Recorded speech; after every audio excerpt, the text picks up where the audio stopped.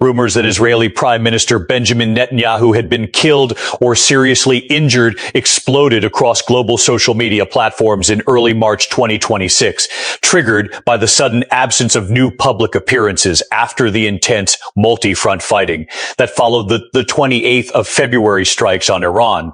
If these doubts are not decisively dispelled, Israel's wartime decision-making could grind to a halt, public confidence in the government could collapse overnight, and the already stretched military command chain might fracture at the worst possible moment. Yet beneath the surface of this personal mystery lies a calculated great power information war where deepfake technology, proxy media outlets, and strategic ambiguity are being deployed to erode Israel's internal cohesion and weaken its alliances without firing a single additional shot.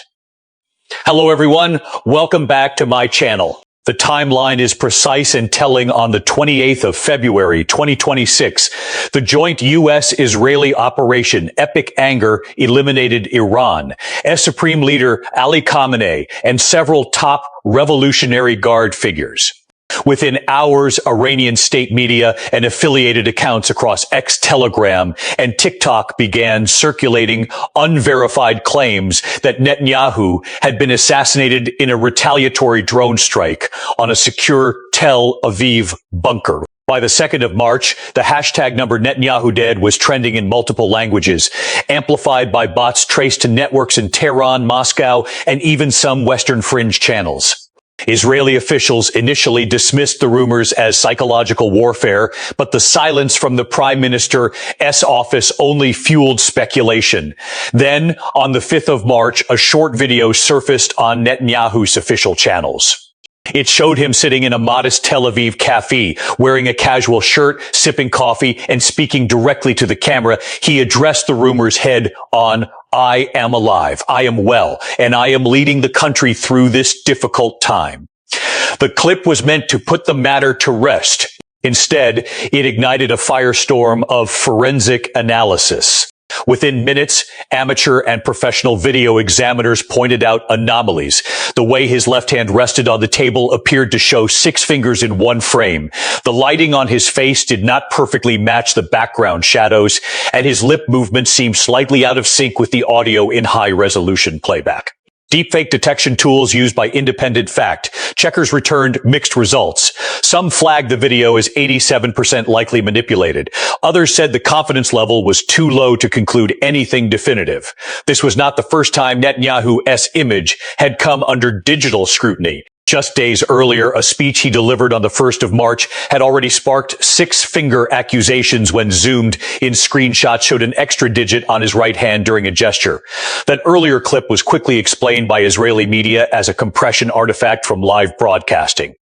But the damage was done. The SAFE video, intended as proof of life, was now being dissected as potential evidence of sophisticated AI generation. Iranian-backed accounts immediately seized on the discrepancies, flooding platforms with side-by-side comparisons and expert-sounding threads claiming the entire thing was produced in a Tehran studio using the latest generative models. The speed and coordination suggested a pre-planned operation rather than spontaneous rumor mongering. The Israeli government responded with uncharacteristic hesitation. No immediate press conference with live questions, no independent verification from a neutral third party.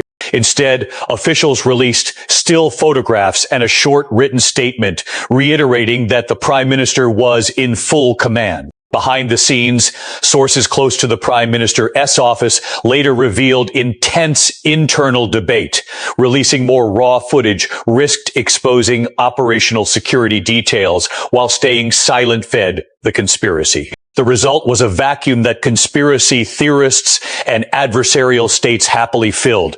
What makes this episode particularly dangerous is how it exploits the very technology that Israel itself has pioneered.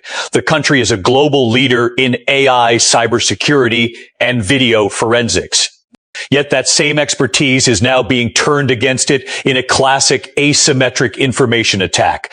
Adversaries do not need to win on the battlefield if they can convince enough people, both inside Israel and among its allies, that the leadership is either dead, incapacitated, or lying. The psychological toll is measurable. Reservist morale reports leaked in early March showed a noticeable dip in unit cohesion precisely when the rumors peaked. Families of soldiers began questioning whether the war was being directed by a ghost. Pulling the lens wider, the campaign fits a larger pattern of hybrid warfare that has evolved since the 2023 to 2024 Gaza conflict. Iran and its proxies have invested heavily in digital influence operations, training teams specifically to create and disseminate deepfakes within hours of any major event. The 28th of February strikes provided the perfect trigger. By combining real footage from earlier events with AI-generated elements, operators can produce videos that pass casual inspection but collapse under forensic scrutiny, enough to create doubt without needing perfect replication. This gray zone tactic is cheaper than missiles and far harder to counter with traditional military responses. The United States has quietly expressed concern. Intelligence briefings shared with Congress in the second week of March highlighted the risk that prolonged uncertainty around Netanyahu's status could complicate American resupply decisions and diplomatic coordination. European allies, already wary after civilian casualty reports from Lebanon, began asking private questions about leadership continuity. Even domestic Israeli politics felt the strain. Opposition leaders who had previously supported wartime unity started demanding independent verification, sensing an opportunity to shift public sentiment. The CAAF video itself deserves closer examination. Shot in natural daylight with a handheld phone, it was designed to look authentic. Background noise of Tel Aviv traffic, reflections in the window, subtle breathing sounds. Yet the anomalies persisted. One widely circulated analysis noted that the coffee cup's shadow moved inconsistently with the sun's position over the 47. Second clip, another pointed to micro expressions on Netanyahu's face that matched earlier archived footage too perfectly, as if an AI model had been trained on thousands of hours of his public appearances. Israeli cybersecurity firms were brought in, but their public statements remained deliberately vague, citing national security. Meanwhile, the death rumors refused to die. Pro-Iranian influencers released evidence packages, alleged hospital records, satellite images of damaged leadership bunkers, an anonymous insider audio claiming Netanyahu had been evacuated to a U.S. aircraft carrier. None of it withstood basic scrutiny, yet the sheer volume created a fog of war in the information space. By mid-March, polls inside Israel showed nearly 40% of respondents believing there was some truth to the rumors, even if they could not specify what that truth was. The effect was corrosive, exactly as intended. This is not merely a curiosity about one politician's health. It is a live demonstration of how information warfare has become the new front line. In an era when any leader can be made to appear dead or compromised within hours, traditional notions of command and control are being rewritten. Israel, with its small population and high-tech dependence, is especially vulnerable. The country that taught the world how to defend against physical missiles is now learning that digital ghosts can be just as deadly. The situation remains unresolved as of the 19th of March, 2026. New footage has been promised, but trust has already been eroded. Adversaries are watching closely to see whether a society built on resilience can withstand sustained doubt about its own leadership. The coming days will reveal whether the truth can cut through the digital fog or whether the mystery itself becomes the weapon. The situation remains unresolved as of the 19th of March, 2026. New footage has been promised, but trust has already been eroded. Adversaries are watching closely to see whether a society built on resilience can withstand sustained doubt about its own leadership. The coming days will reveal whether the truth can cut through the digital fog or whether the mystery itself becomes the weapon. What makes this particular information operation so effective is the way it weaponizes the very tools Israel helped develop. The country's own AI and video forensics industry, long a source of national pride, is now being turned inward. When Netanyahu's cafe video first appeared, showing him casually ordering coffee and flashing 5 fingers on each hand in deliberate slow motion, the anomalies were subtle enough to fuel endless debate, yet obvious enough to trained eyes. The shadow of the coffee cup shifted inconsistently with the sunlight angle over the 47-second clip. His wedding ring appeared to vanish and reappear in consecutive frames. Even the background traffic sounds carried micro irregularities that some audio analysts flagged as synthetic layering. Independent verification labs in Europe and the United States produced conflicting reports, some clearing the video, others assigning it a 68% probability of partial AI enhancement. The confusion was the point. This is not random trolling. It follows a deliberate playbook refined over years. Iran-S digital units have studied how deepfakes performed during the 2022 to 2023 Ukraine conflict, where both sides used synthetic media to demoralize opponents. They learned that perfect realism is unnecessary. Sufficient plausibility combined with rapid amplification creates doubt faster than any fact. Check can respond. In Netanyahu's case, the operation layered real archival audio from earlier speeches with AI-generated facial movements trained on thousands of hours of his public appearances. The result passes casual viewing but collapses under forensic zoom, exactly the gray zone that keeps the story alive for weeks. The historical echo here is chilling. Think back to the final days of Saddam Hussein in 2003, when Iraqi state television aired videos of the dictator meeting officials long after coalition forces had him cornered. Those clips bought time and sowed confusion even as the regime crumbled. Or recall the 2011 Libyan conflict where Muammar Gaddafi's double was allegedly used in late broadcasts. Today, the technology has democratized that one state only trick. Any mid-level operative with access to open source models can generate a convincing leader in hours. The difference is that in the past, such deceptions required physical doubles and careful lighting. Now, a laptop and training data suffice. What this episode reveals about the broader great power contest is equally sobering.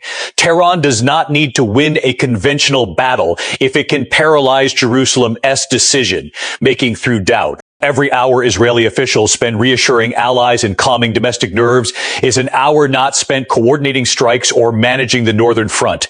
Russia benefits because American focus remains divided between multiple theaters. China watches quietly, refining its own deepfake doctrines for potential future use in the Taiwan Strait or South China Sea.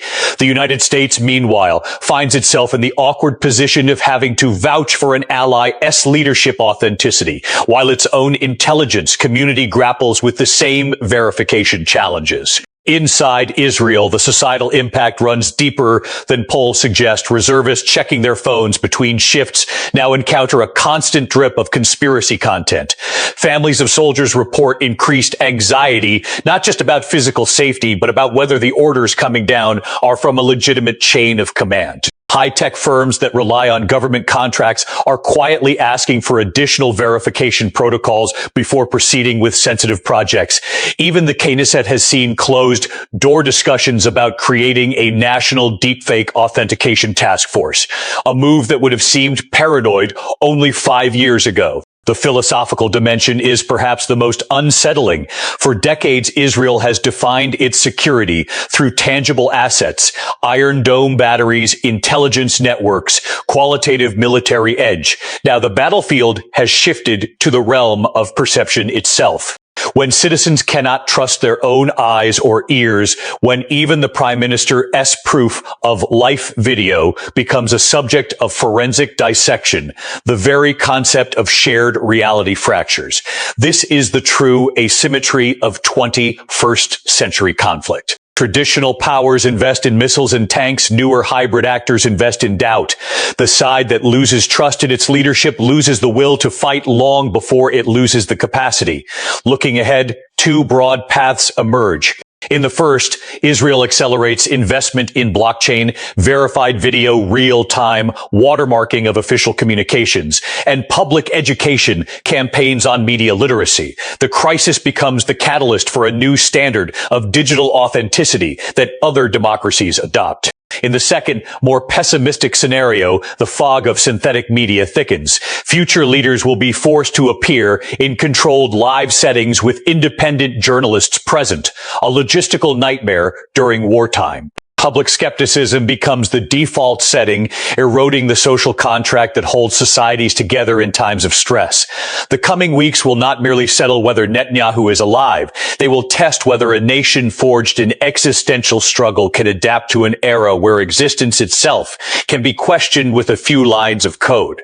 The footage may be real. The doubt, however, is undeniably authentic, and in the information war now unfolding across the Middle East, that doubt may prove more damaging than any missile. Friends, we have traced the timeline, dissected the technical anomalies, examined the historical precedents, mapped the great power incentives, assessed the domestic toll, and confronted the deeper questions this moment raises about truth, leadership, and resilience in the AI age.